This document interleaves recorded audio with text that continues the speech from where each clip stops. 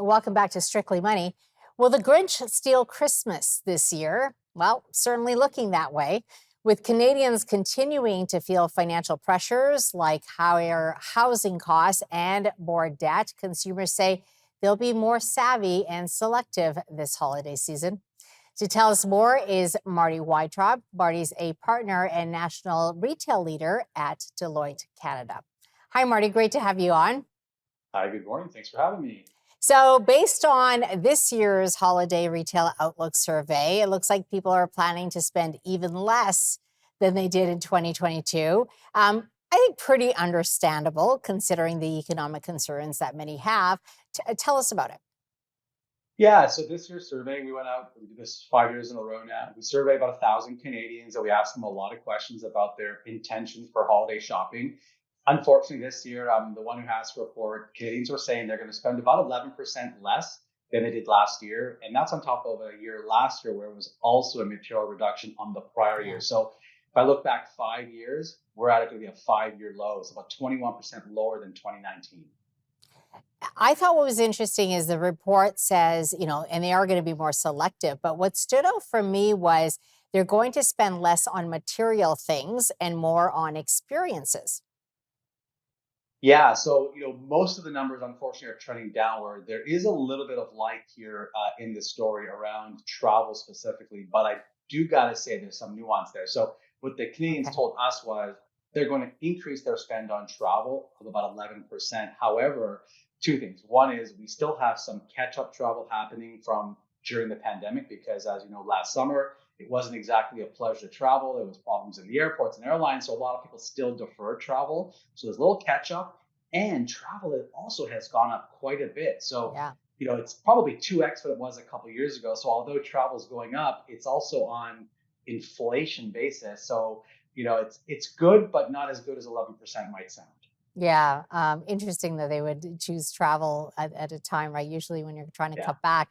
Um, Children, I want to talk about children, Marty, because they're a huge factor when it comes to making these spending decisions, and kids are usually influenced by things that are cool or in favor. I want to get your thoughts on, the influence that, say, Barbie played this year or Taylor Swift, and because that's dominating headlines. How has that played into that sort of experience factor? Yeah, so obviously in our study, we don't ask about the Beyonce or the Taylor Swift Yeah. effect, but it's well known that when Taylor comes to town, the economic needle moves. And by the way, it moves pretty significantly. Hmm. What I will say though, as that relates to holiday spending, I would be a little bit careful to assume just because there's always a hot item or toy or experience every season. And this year, obviously, it happens to be Barbie, and that will be in demand and probably sell out and whatnot, but it won't be enough to offset the overall downturn in spend. I mean, that's sort of the important headline that probably doesn't change. As it relates to, experiences though, things like when Taylor Swift does have a concert for that particular day or two or three, absolutely we see dining go up, we see hotel occupancy go up, we see spending go up, but it is really just for that, day or two that she's in town. So when you Yeah. step back and you look at it holistically, it's not enough to change the overall story.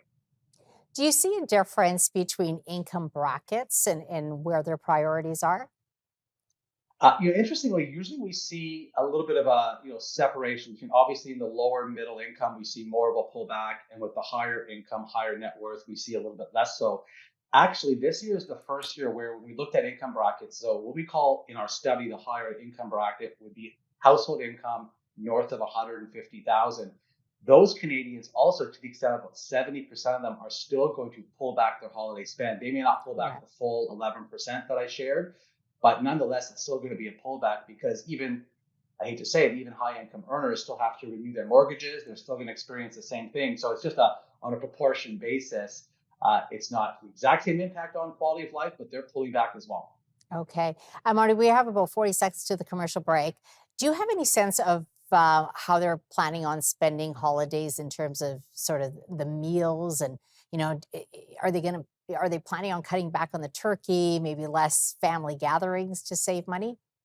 Yeah, so obviously prior years in the pandemic, it was because we couldn't get together. I think the getting together aspect will still be strong. I think that emotional connection with holiday family and friends is not going to change. What will change though is because grocery costs have gone up so much, the decisions and choices families make of what to serve, how many people to have over at their home, that will probably change a little bit. Turkey, it costs a Yeah. lot of money to feed 5, 10, 15, 20 people.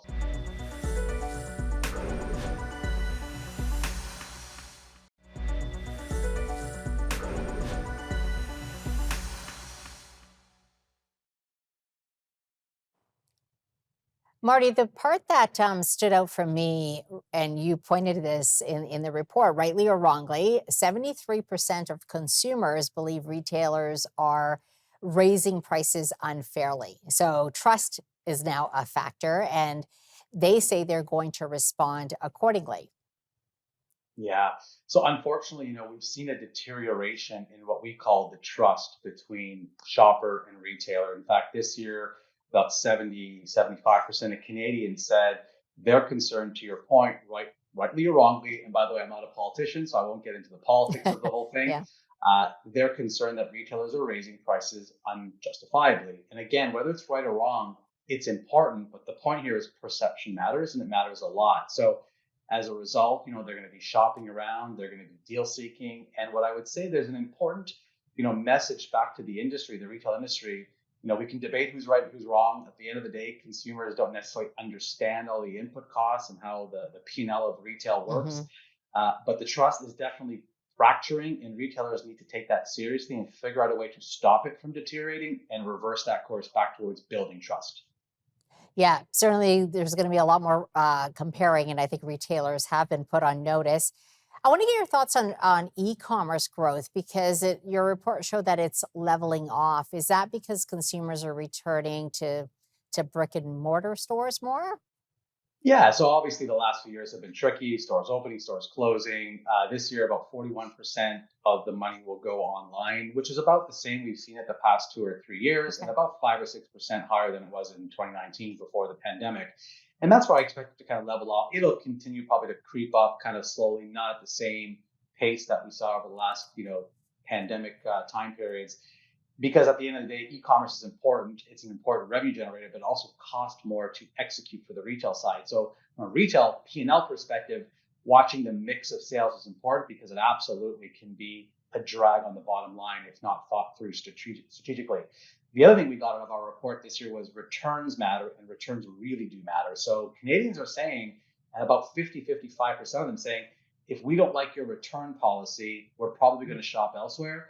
And the problem with this is that we've trained consumers to be able to go and buy, three versions of this shirt in different sizes and send back the two that don't fit. And from a retail perspective, it doesn't take a genius to realize that that's expensive and hurts the margin of that overall sale. So we're seeing retailers start to charge for returns, and customers are not going to like that because they prefer free over fast shipping. That's another insight from our report. So there's a little bit of a negotiating, process happening in the public right now between retailers and shoppers around what makes sense for both, because it's got to be a win-win or it's not going to Yeah. work. Yeah. Which leads me to the next question, Marty. So, how do you expect retailers to respond? Because it is very competitive. Yeah, so this holiday season, I mean, e-commerce aside, there's a couple of things that we're talking to our clients about. Number one is be extremely sharp on your pricing and your promotional strategy, because Mm. as I alluded to earlier, deal seeking behavior is absolutely critical. Number two, as a retailer, have your stores be ready. Over half of the shopping is still going to happen in store. So we've had challenges, or retailers have had challenges over the past couple of years staffing stores, attracting and retaining talent. So be Mm. ready, be staffed up to the point you can, and have your product available on the shelf. Because if I walk into your store and somebody's not there to serve me, or I can't find what I'm looking for size wise, I'm just going to leave your store and go next door because I have a lot of choice this season. Yeah. We only have about 45 seconds, Barney, but you hit on something. I mean, you mentioned, return policy. Is the omni-channel experience important? I know I tend to look online and then I physically go to the store. That's how I shop. So I'm just wondering how that plays. a role? Yeah, I mean, depending what you're buying, it still depends. If I'm buying apparel or clothing, I personally prefer to go to the store as well. Although I buy quite a bit online because I kind of get to know the brands I shop at, how their sizing works. So you'll kind of learn. You might make a couple mistakes at the beginning, but then you figure out all the sizing and whatnot. Returns are critical, right? Because like I said, if 41% of the sales are going online, online return rates in some categories could be, in the mid to high teens. That Yeah, is a very high return rate and almost twice what we saw in the early days of e-commerce. Because again, we've given the customer the choice and the power, which we need to. But of course, that P&L comment we talked about earlier comes right. into play. So, Okay. it's who knows where this is going to go, but Yeah. retailers do need to listen and respond to the customer. Okay, Marty, always appreciate your time. Thanks so much for coming on. Thank you. Well, that wraps up this edition of Strictly Money. Until next time, stay well, stay wise, and stay wealthy.